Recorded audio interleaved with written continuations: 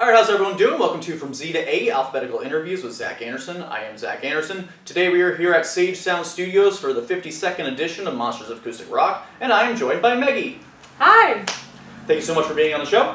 I'm going to ask you the difficult questions as long as it has something to do with the letters of your name. Okay, amazing. Okay. So I'm going to start with M. When writing music, do you tend to start with music, melody, lyrics? Does it vary song to song? It totally varies, but almost all of the time I do everything at once, kind of. So usually I start with a spark of a concept, maybe one lyric, and then from there I just start playing some chords and singing some melodies and throwing some words out at the same time, and it all just sort of fits very messily together at some point. Yeah. Alright.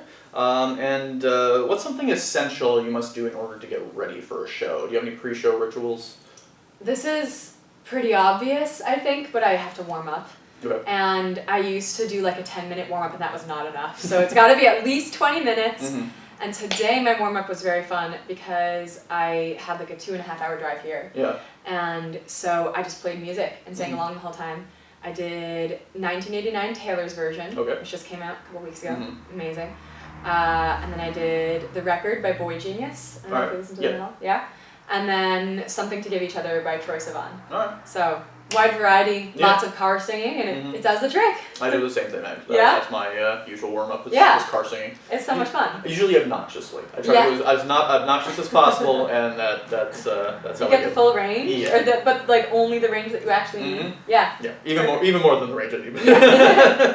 And if you could play a gig anywhere in the world, where would it be? Such a good question. I actually just spent several months in Northern Ireland. I'm a college student, so I was studying abroad, doing music there, and I got to play some open mics, but I would love to go back and play a full set at some point. I just, have all these little, like, amazing music people who I could get in touch with, and it's just a great place, so I would love to go back. All right. And what would you say has been your greatest achievement so far in your music career? That's a really big question. I don't know if this is my greatest achievement, but I'm really excited today that my song that came out yesterday has just hit half the number of streams that my single before it has for all time. So apparently we're picking up, so that's awesome. Yeah. I'm really excited about that. Congrats. Thank you. Yeah. And who would you say are your biggest musical influences or inspirations? Okay, this one is easy.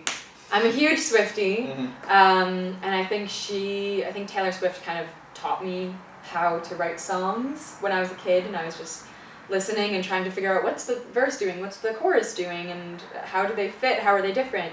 I can remember being like 10 years old trying to figure out how she was doing what she was doing.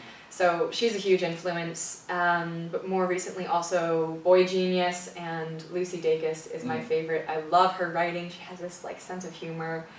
And Maisie Peters also, who you know and we both love. She's a huge influence now too. Now, it was touched on briefly a minute ago, but you just released a new song called Epilogue. Yes! Tell me about it.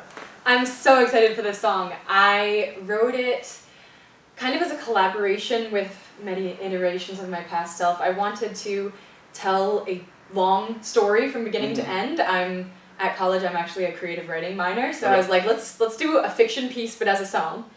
And what I did is I went through all my old notebooks, where you just like write down one line and then never use it.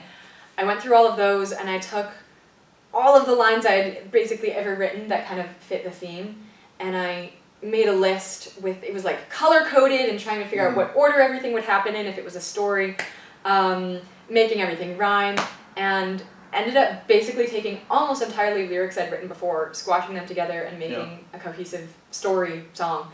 So it was a really fun process to write it. Since it's all of those isolated little lyrics that actually work together, I'm really proud of the lyrics, and I think that the melody and the production are just like the biggest sound that I've done before, which is really exciting. I produce all my own music, so getting to experiment with a slightly new sound is really exciting for me. So yeah, it came out yesterday, and I'll play it tonight. Excellent.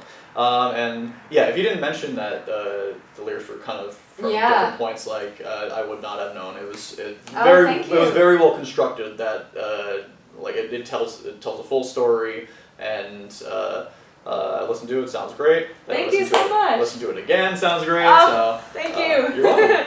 And yeah, so I like to end all my interviews with 3 interesting or random facts about yourself that many people may not know. Sure, okay. I had to think about this one. Number 1, I used to do competitive synchronized swimming. All right. I still do it for fun. I'm not nearly as good as I was when I was 11, but that's okay. 2, I spent 6 weeks or so in high school learning how to tune pianos. Okay. I would be kind of scared to do it now, but I do actually sometimes tweak my parents' piano when I get home. If I'm like, oh, this A just has, it's like not quite right, I'll open it up and I'll just like tweak one string and not mess too much with it. My 3rd fun fact is I'm an Aquarius. All right. Yeah. Excellent. Well, thank you so much for being on the show. Thank you so much for having me. You are very welcome. If you want to check out Meggie, please visit the link below. And now we'll cut to a performance from Meggie. So thanks again. We'll see you soon.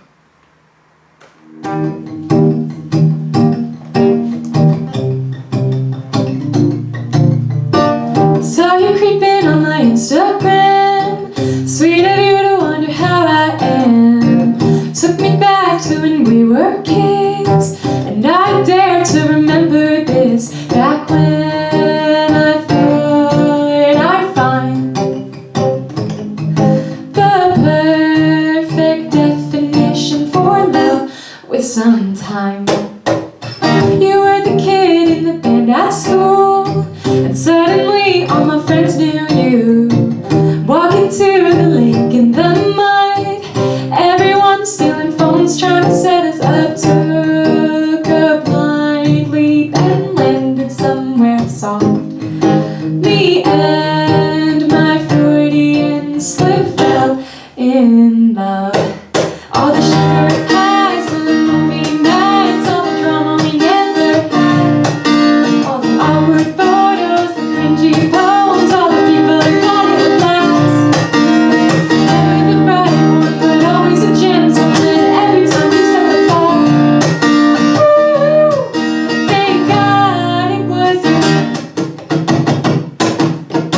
you. Didn't know you were a stranger till you were in my arms. End of April or was it the start of May?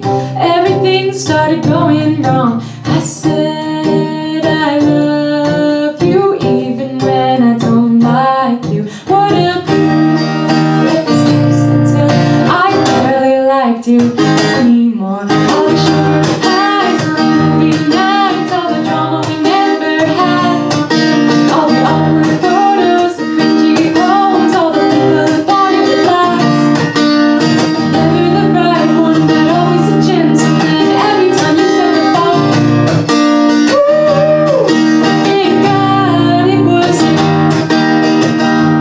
I was weaving through the loopholes trying to call it love, but there's no cure for a fading crush. So in the February cold, right after lunch, I took you outside and cried.